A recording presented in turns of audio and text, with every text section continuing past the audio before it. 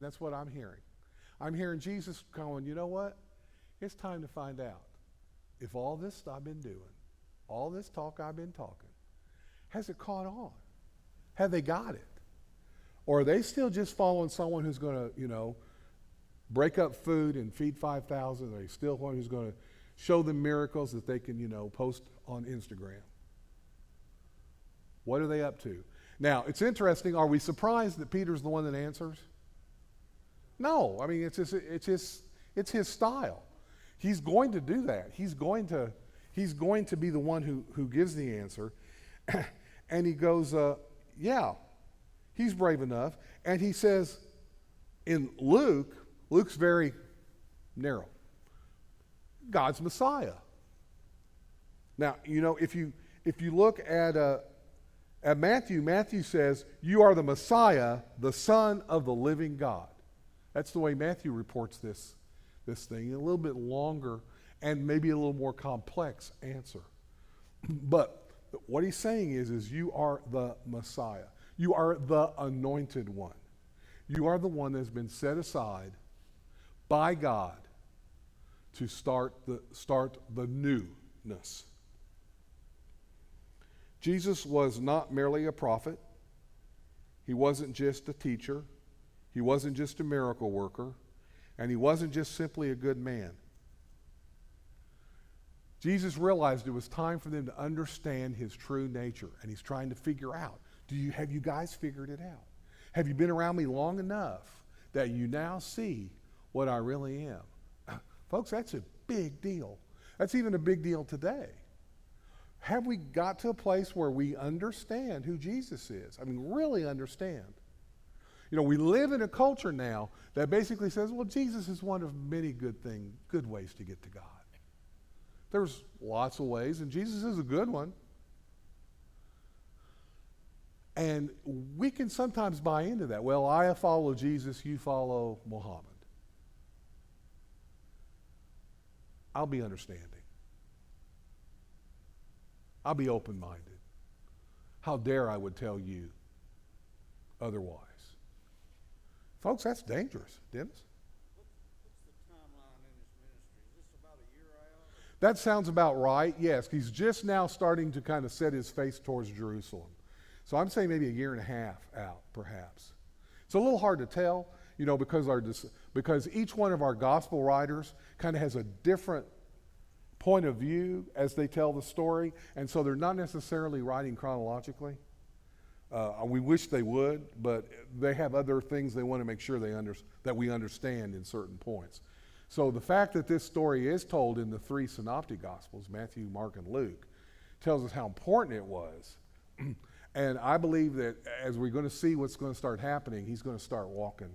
He's going to start walking through that. So he's had time with them. He's given them an opportunity to see what's going on.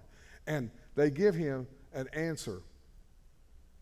Remember, this Messiah concept is and why it was so important to Jesus to understand and for them to understand is that the Messiah concept in Jewish life at that time was more like a judge in the Old Testament. A Gideon, a Samson, a strong warrior who's going to come and liberate our country. Vive la Israel. Go in there, wipe out the bad guys, bring in the good guys.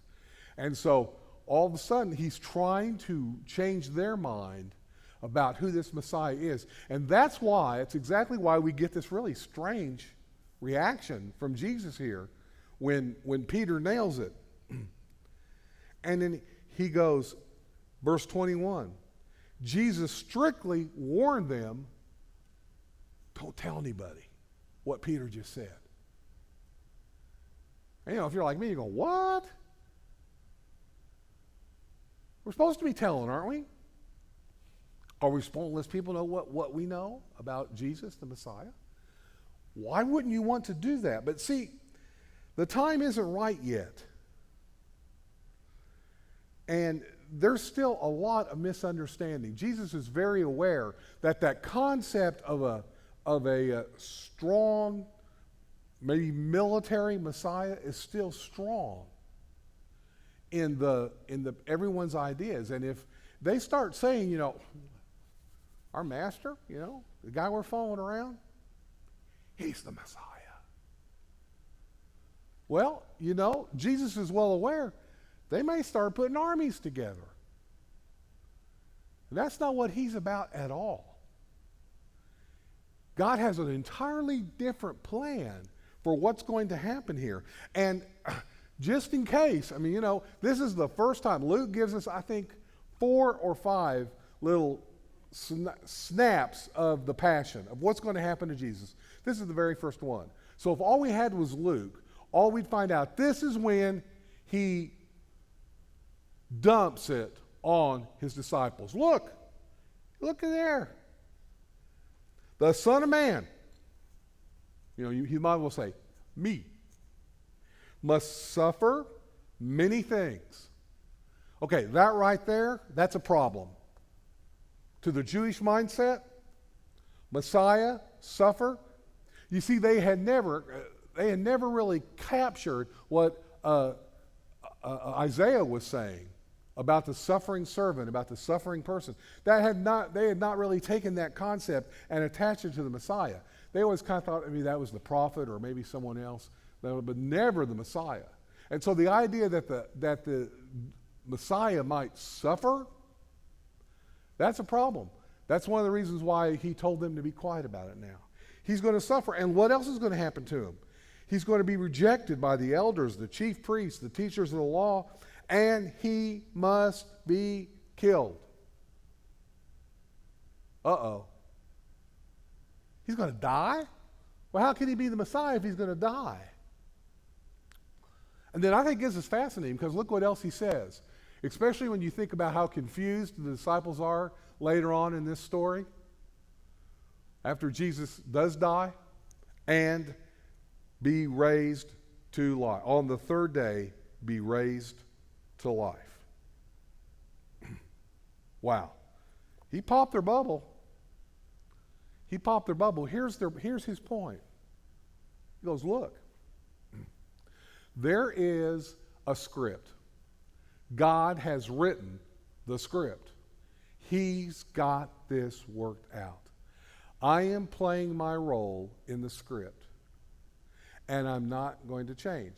We see it. From this point on, he has opportunities to go off script, to get out of God's will. But that's what makes Jesus perfect.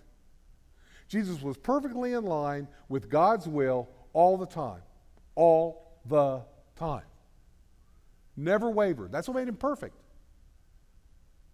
And so he says, there's a script to be filled out, and we're going to fill it out. It must play out. If we don't play it out in God's way, then we don't want to play it out at all. We don't want to do it. We want it to be God's way. Boy, can we learn anything from that? I know you guys at home can't answer me, but some of these people can.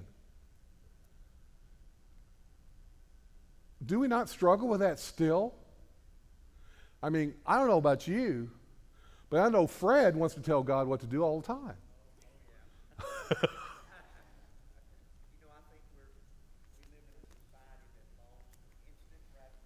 We do live in a society that longs for instant gratification. Yeah. And see, Jesus is modeling here for us as, there's a real opportunity here.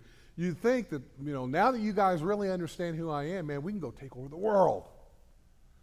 But that's not the plan.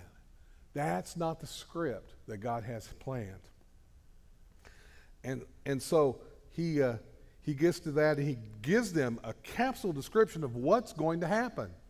And I'm sure at that point, it's like, for some of those guys, they go, wait, that's not what I signed up for.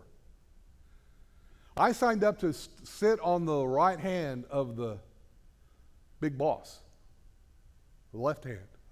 I planned on being on the King's Council.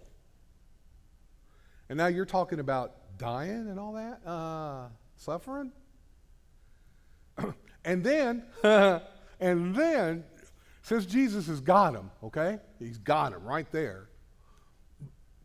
He moves from bachelor's work to master's work in the next very next paragraph. Because look what he says there.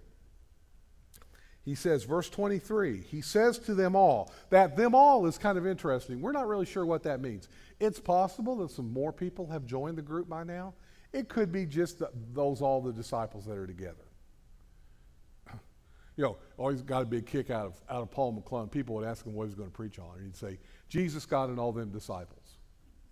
And that was his natural answer, so he didn't have to tell everyone what the next sermon was about. And this is all them disciples. And it could have been some extras who've come in by now. We don't know. It could have been a bigger crowd. We don't know. Don't want you to get all hung up on that. But he says it to all of them. And here's where he gets down and nails down, okay, now you know who I am? Here are the ramifications of that. Here's the application of that. And we need to hear this because this is what we claim to be a follower of Jesus, then this is what it means. And we need to look at it kind of like there's a gate to walk through. True. And we as Southern Baptists have done a real big job of emphasizing that gate. But Jesus goes on and says, not only is there a gate to walk through, but there's a road to walk. And we have been a little weak in the road to walk. But Jesus wasn't. Jesus makes it clear. And here's what I'm talking about. Look what he says. Whoever wants to be my disciple must deny themselves. Okay.